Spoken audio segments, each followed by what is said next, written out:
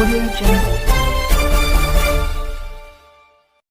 आगरा में आज दिनांक 14 अक्टूबर 2025 को आगरा छावनी में नॉर्थ सेंट्रल रेलवे एम्प्लॉइज संघ NCRES की 65वीं वर्किंग कमेटी मीटिंग का आयोजन किया गया, जिसमें मुख्य अतिथि आदरणीय महामंत्री RP सिंह एवं केंद्रीय अध्यक्ष श्री VG गौतम ने भाग लिया। मंडल अध्यक्ष श्री दीपक गोयल एवं मंडल सचिव श्री अरुण कुमार शर्मा ने माला एवं शाल पहनाकर सप्रेम भेंट की एवं महामंत्री जी का स्वागत किया। वहीं केंद्रीय उपाध्यक्ष श्री PK सोनी एवं मंडल कोषाध्यक्ष श्री CH सारस्वत ने केंद्रीय अध्यक्ष श्री VG गौतम जी का माला एवं शाल पहनाकर स्वागत किया। मंडल अध्यक्ष श्री सुरेंद्र सिंह ने केंद्रीय उपाध्यक्ष श्रीमान सिंह, श्री राम कुमार सिंह, श्री PK सोनी का माला एवं भेंट देकर स्वागत किया। देखिए, आज की जो ये जो हमारे NCRES की जो आज वर्किंग कमेटी मीटिंग हुई है, ये एक तो हमारा कन्वेंशन ड्यू है, अधिवेशन जो 3 साल पर होता है। उस कन्वेंशन में जो मुद्दे उठेंगे उस पर इन वर्किंग कमेटी में भी जो ऑफिस बेरर्स की मीटिंग में जो फैसला हुआ और फिर जो चर्चा भी चल रही है और इसमें जो फैसले निर्णय लिए गए हैं कि हम लोग कौन कौन से मुद्दों को प्राथमिकता के आधार पर अपने कन्वेंशन में उठाएंगे, प्रस्ताव पास करेंगे। उसके लिए कन्वेंशन के बाद वर्ष 2025 के कन्वेंशन के बाद 26 तक उसकी क्या रूपरेखा होगी, कैसे उसके लिए हम आंदोलन करेंगे, वो सब उसकी रणनीति की बात हो रही है। इसी पे चर्चा हुई है और इसमें मुख्य रूप से ये तय हुआ है कि जैसे OPS हमारा मुख्य मुद्दा है, OPS हमें कर्मचारियों को दिलाना है। सरकार UPS का जो ऑप्शन की जो समय सीमा थी, कर्मचारियों का समर्थन उसे नहीं है, लेकिन वो समय सीमा बार बार बढ़ाती जा रही है ऑप्शन देने के लिए। अभी 3 महीने का था, फिर उसको बढ़ा दिया।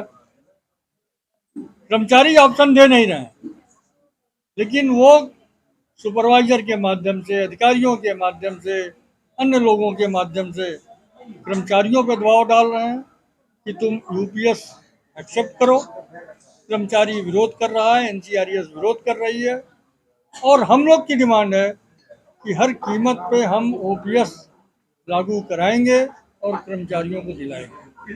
सामने आई है लगातार आपने चुनाव जीतने के बाद कहीं ना कहीं शिथिलता सी दिखाई देती है। नहीं, शिथिलता नहीं है। हम लोग NCRES में NCR के अंदर नंबर 1 के रूप में मान्यता प्राप्त किए हैं।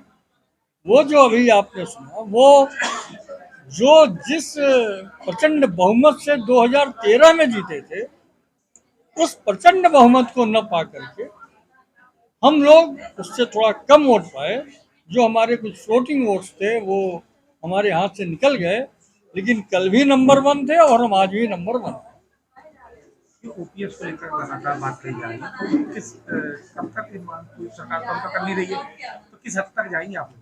हद क्या, हमने 2024 की मार्च में हड़ताल का निर्णय लिया था, लेकिन अन्य राज्यों के चुनाव और अपने लोकसभा चुनाव के कारण हम लोगों को हड़ताल टालना पड़ा। हम उसी स्थिति पे आ रहे हैं। अभी NFIR का कन्वेंशन हुआ, उसमें भी विस्तार से चर्चा हुई। हमारे NCRES का कन्वेंशन है, उसमें हम लोग निर्णय लेंगे कि अगर सरकार इस पर निर्णय नहीं लेती तो 2026 में फिर वही हम कर्मचारियों के बीच जाएंगे, उनकी राय सुनेंगे, स्ट्राइक बैलेट कराएंगे और फिर हम सरकार को हड़ताल की नोटिस देंगे। एक मामला सामने आता लगातार की जो ट्रेनें नहीं चलती हैं, तो आगरा मंडल को देने की बात कही जाती है, दूसरा मंडल ले जाता है। इस बात को भी लेकर समस्या है। तो इस समस्या, आगरा मंडल हमारा एक ऐसी जगह है कि गाड़ी या तो नॉर्दर्न से शुरू हो रही है या आगरा आ रही है किसी अन्य डिवीजनों से और रेलवे से होते हुए। तो इस पर लगातार हेडक्वार्टर में बात हो रही है। किलोमीटर बैलेंसिंग की कई बार वार्ता हो चुकी है, कुछ एडजस्टमेंट हो गया है, लेकिन अभी भी आगरा डिवीजन में जितने किलोमीटर का नुकसान हो रहा है कर्मचारियों को, उसकी भरपाई नहीं हो पाई। तो ये ओवरऑल अगर देखें तो अगर आज की जो वर्किंग कमेटी मीटिंग है ये हमारी एनसीआरईएस की सेंट्रल बॉडी की है। हम पर्टिकुलर केवल आगरा डिवीजन की बात नहीं कर पाए। अगर हम किलोमीटर बैलेंसिंग देखते हैं, Agra division, Jhansi division, Allahabad division, तो ज़्यादा अंतर नहीं है। आगरा डिवीजन का देखते हैं अन्य दूसरे डिवीजन से तो कम हो जाता है। तो इसकी मंडल स्तर पर भी बात हो रही है और हम हेडक्वार्टर में भी कर रहे हैं और इस एनॉमली को हम लोग खत्म कराएंगे। देखिए, कर्मचारियों की जो भी समस्याएं हैं उनके निरंतर समाधान के प्रयास के लिए हमारे जितने भी स्तर हैं, चाहे नॉर्थ सेंट्रल रेलवे एम्प्लॉई संघ का अपना मुख्यालय स्तर हो, डिवीजन स्तर हो, शाखा स्तर हो या राष्ट्रीय स्तर हो, हमारे माननीय महामंत्री जी राष्ट्रीय स्तर पर एनएफआईआर के राष्ट्रीय कोषाध्यक्ष हैं, जेसीएम के मेंबर हैं। यानी रेल बोर्ड में जो भी मीटिंग होती है, रेल मंत्री से मीटिंग होती है, उसमें जाके शिरकत करते हैं और उनकी हर समस्या को उठाते हैं। अभी आपको हम बता दें कि चाहे पॉइंट्समैन की बात हो तो उनको 2800 ग्रेड पे मिलना चाहिए, सहमति दिलाई है। जेसीएम के बैठक में आपने बात करके उससे सहमति दिलाई है, आदेश निकलने बाकी है। ट्रैक मेंटेनर्स को 4200 ग्रेड पे मिले, इसके लिए टीएनएम आइटम बनाया हुआ है बोर्ड में, उस पर चर्चा चल रही है। और भी तमाम सारे ऐसे मुद्दे हैं जो भी बात निचले स्तर से आती है और वो तार्किक रूप से नियम सम्मत होगी, निश्चित रूप से हम उसे उठाने का काम करते हैं और उसके समाधान का पूरा प्रयास किया जाता है।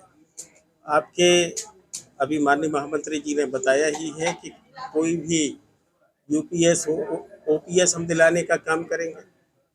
उन्होंने यूपीएस निकाल के एक तरीके से रेल कर्मचारी, केंद्रीय कर्मचारी को भ्रमित करने का काम किया है और उसे प्रचारित करवा रहे हैं अपने अधिकारियों से।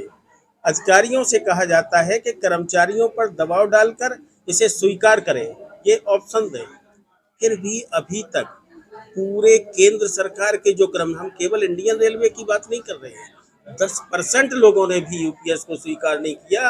ये सरकार का सबसे बड़ा फेल्यूर है। सरकार ने, आप सोचिए, स्वयं प्रधानमंत्री जी जिसकी घोषणा कर रहे हैं और उसे 10% कर्मचारी भी स्वीकार न करें, तो आप समझ लें कि उसमें कितनी कर्मचारी के विरुद्ध में ही काम है। उनकी अपेक्षाएं उससे पूरी नहीं हो रही हैं। ये बात भी इस सरकार को समझनी होगी और अंततः उसके अनुरूप ही निर्णय लेना पड़ेगा। चाहे जैसे आपने पूछा कि किस हद तक जाएंगे, कोई सीमा नहीं है। किसी भी सीमा तक नॉर्थ सेंट्रल रेलवे एम्प्लॉई संघ, national federation Indian railway man किसी भी सीमा तक जाएगा और रेल कर्मचारी को ओपीएस तो दिला के ही रहेगा। बाकी अन्य समस्याएं, पे कमीशन की भी बात है। माननीय महामंत्री जी, माननीय प्रधानमंत्री जी घोषणा करते हैं, कब करते हैं? जब दिल्ली में चुनाव होता है। कहते हैं हम 8वें वेतन आयोग का गठन करेंगे। ये उन्होंने निर्णय ले लिया। कब करेंगे? जनवरी से लेके आज अक्टूबर आ गया है, पहले महीने से लेके 10वां महीना आ गया है। पे कमीशन के गठन की कोई बात नहीं करता है। जब उनसे बात करते हैं तो कभी कहते हैं टर्न ऑफ रेफरेंसेस आ रहे हैं, हम फलानी चिट्ठी दे रहे हैं, हम ठिकाना काम कर रहे हैं। जो काम 1 हफ्ते में हो सकता है 10 महीने का नहीं हुआ है। ये हम केवल बात बता रहे हैं कि जो सरकार कर्मचारियों बात करती है कि हम कर्मचारियों के हित में काम कर रहे हैं, लेकिन आप स्वयं समझें कि किस तरीके से काम कर रही है, ये बात।